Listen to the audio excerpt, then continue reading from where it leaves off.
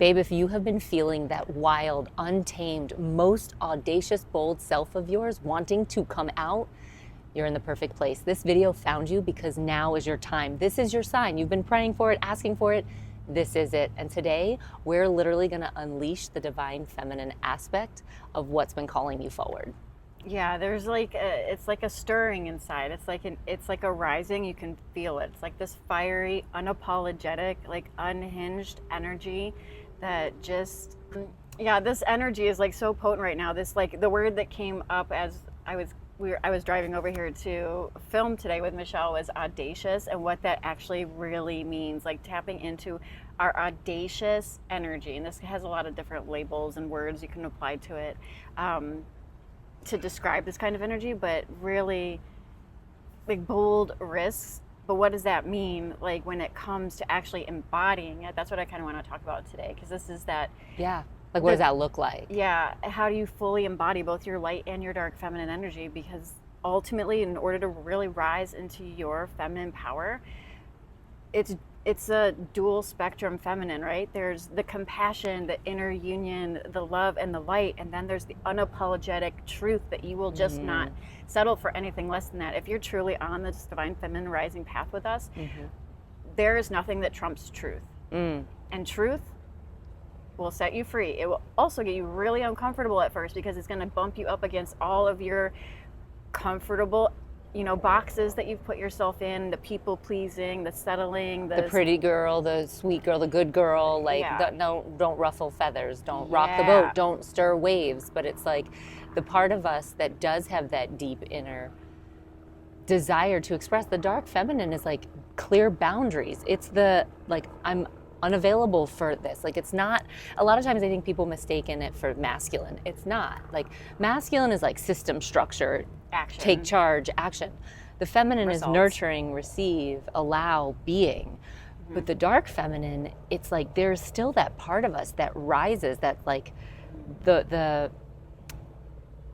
I'm clear about my boundaries. I'm clear about what I want. I'm unfucking available for this anymore. Sometimes you need to have that Lilith sacred rage, sacred aggression that comes out, not on someone else, obviously always just allowing the energy to move, but like, yeah. And so often I feel like when we're stuck in the people-pleasing boxes, the which we good are girl, conditioned, which is conditioning. That's it. We're breaking out of the conditioning. Yeah, we're breaking out of the conditioning as a collective. We're breaking out of this conditioning and rising by fully stepping into that unapologetic power.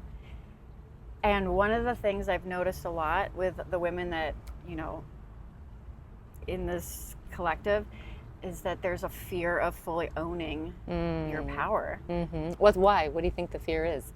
It's persecution. Oh yeah, just outcasting. Just to, when you step into your unapologetic power and you don't give a shit what anybody has to say about it, you're going to ruffle feathers. People are going to project onto you. You're going to be triggering other people left and right. And also, it doesn't feel safe to the part of you that always wants to fit in, compartmentalize yourself, dim your light, and keep the peace. And so this is what gets shattered on this journey, because this is the death of the people pleaser. This is the death of being the cool girl for the sake of fitting in, for the sake of appeasing others, for the sake of, validating yourself through other people's acceptance of you, whether that be a relationship, whether that be through your career or through your work environment or whatever. Like, you will feel this. I know if you've landed here, you're likely feeling this, or you probably would have clicked away already. There is something so unapologetic and authentic and rooted in integrity and truth within you that it becomes. I remember when as this was happening and this was being more and more embodied, I became allergic to anything that was not rooted in authenticity or integrity, and would walk away from anything at the drop of a dime, which would never jobs, opportunities, friendships, like environments, when it made no logical sense to do that. Like, you know what I mean? It was just like there was just a hard energetic line in the sand of what I was available for and what I was not available for. And my background has always been in sales industry, and the sales industry can be very distorted with distorted masculine. It makes you put you in a box, distorted masculine. Yeah. Distorted masculine energy, which is very much rooted in greed and and we love the masculine, by the way. Yeah. We're not talking about the embodied masculine or the divine masculine. These are just, there's the old wounded feminine, The wounded old masculine. paradigm, Old like, paradigm is what we're talking distorted masculine energy. Distorted masculine energy. Anyways, long story short, it's not about that was one of the environments where I was placed, where I was able to see the distortion, which was part of my unapologetic dark feminine energy fully being embodied, because I was able to see what I was not available for, that was lacking integrity, or was lacking in the highest truth, or was lacking in love or compassion, and instead was rooted in fear-based consciousness, greed, manipulation, trying in general. Yeah, or like in the sales, or, environment, trying to close a deal or get money from someone, get something it's like from a taking someone. energy. It's like a taking energy. Yeah. So that was the perfect environment with my background as I was going through this rising, to be able to see firsthand. And so this is like where you will be triggered in that way, but you'll also be projected on as you fully claim it. It's important. That's so well said, by the way. Thank you. And that's such a great example. You'll notice certain environments where you'll feel that. But here's the bottom line. It's not like we're saying speak your boldest, most authentic, audacious, and like be intentional about triggering people. However people perceive you. Here's the thing. If you take nothing else away from this, people don't judge you. They judge themselves in your shoes. People don't perceive you. People don't perceive you the way you want them to perceive you. They're going to perceive you through their own disowned and owned parts. If they haven't owned part of themselves yet, or they've like disowned aspects, their shadow, they're going to perceive you through that lens. So the biggest intention to take away is be the fullest expression of you. Be the most bold, audacious, expanded, divine femme. The feminine energetic is about more, bigness. Be in your fucking extra. That's what you have to do. Because at the end of your life, when you look back, not 1 ounce of you wants to feel like you regret not being the fullness of you. And I think the biggest thing that I learned when I've repressed myself and kept myself small, like my consciousness, the God consciousness in us, in me, in you, wants to seek expression through you. And when it wants to break through the limitations. We've just explored limitations and aspects of ourselves that at the end of our life, you want to look back and go, I didn't betray myself. I stood in my essence and I allowed all of me to come through. So no matter what someone may say or judge, and I'm not saying it's not hurtful, and I don't wish that on anyone, but if you're being in your fullest expression, your fullest audacious, most alive, unapologetic version of you, and you know that you are honoring yourself and honoring the spirit in you and your creativity and your message, then you can look back with full integrity and know that you live the fullest life possible and bless people, because by the way, you might be playing a role for someone to awaken them to their light. You can always set intentionality. You can always bless yourself and bless others that, God, universe, divine, source, mother nature, whatever you resonate with, walk with me as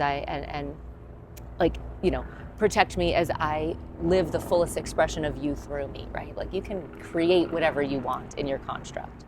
And we're all just sacred mirrors walking each other home at the end of the day anyway. So you are going to, your light as you rise in your power, in your light, in your truth, in your authenticity will trigger those that are still hiding from their own. That's just the way it is. So you will get projected on, but you will also activate those that come into vibrational frequency, so to speak, that you will play a role in elevating them, because we are one and we are just reflecting back what each of us needs in order to ascend into the truth of who we are. And the truth of who we are doesn't dim our light and play small and people please and settle or compromise or any of those things. And so part of this divine feminine rising that is happening, like if you're resonating with this is so what's the word? I'm gonna lose it. Thank you, angels, for Sarah remembering what she was going to say. This is the calling that Spirit is guiding us all to and through right now. The reason any of us even feel the rise of the feminine, by the way, the feminine energy, the masculine, humans are feeling the rise of feminine energy in general, in the collective. And specifically, women who identify with this are going to feel this rise because consciousness is guiding it.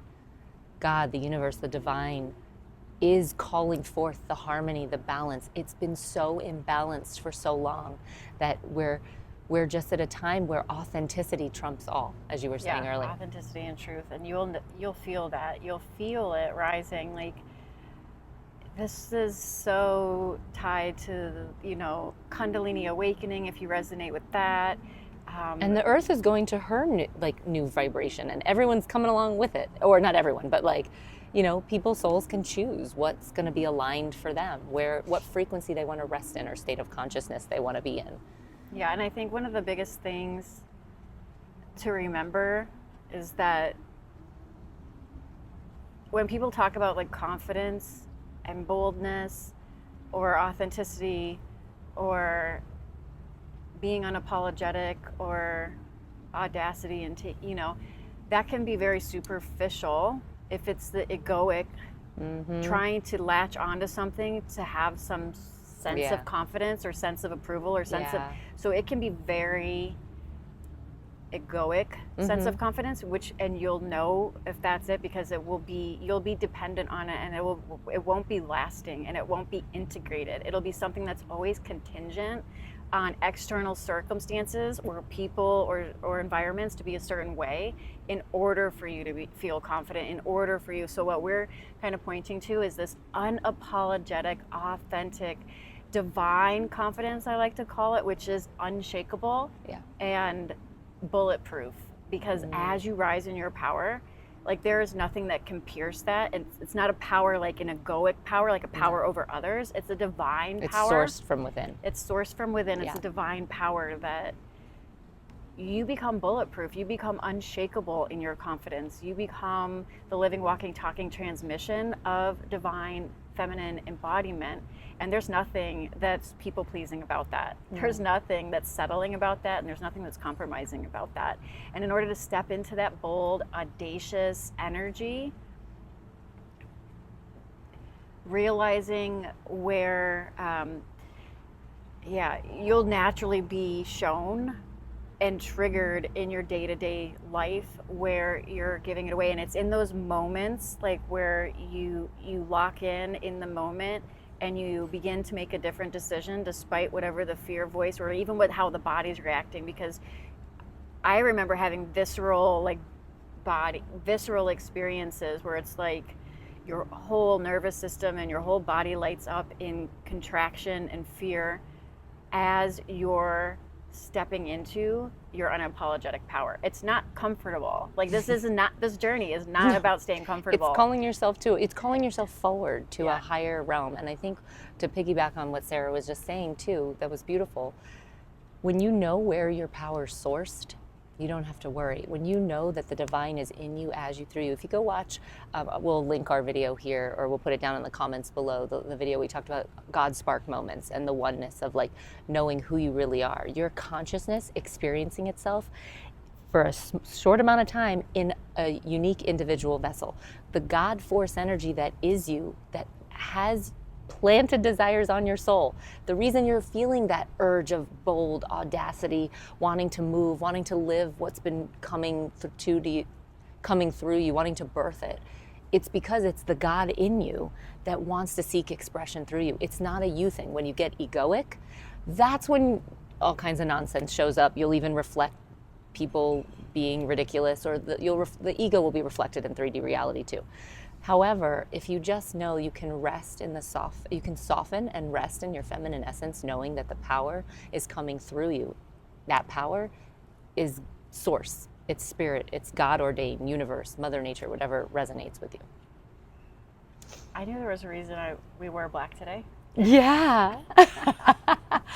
comment below. Is this resonating with you? Do you feel that there's this version of you that's wanting to be shared with the world, that bold, audacious, unapologetic version, the part of you that has been seeking expression? Well, this is your time, this is your sign, this is your permission. Not that you need it from us, but it's go time, but baby.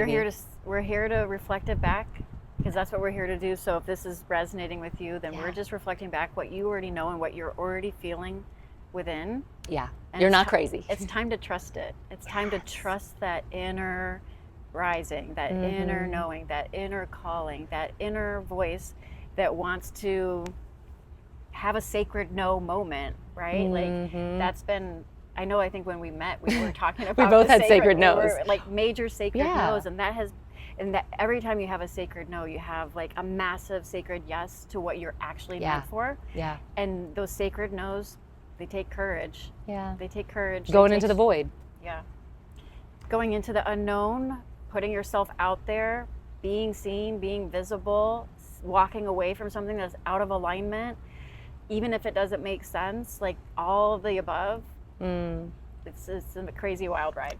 We're here on the ride with you, sisters. So just know that we love you. Please like, subscribe, and share this video. This is how we circulate love. This is how we expand and give the feminine a voice. You're not alone. We're here to support you and flow the energy with you. So till next time. Bye.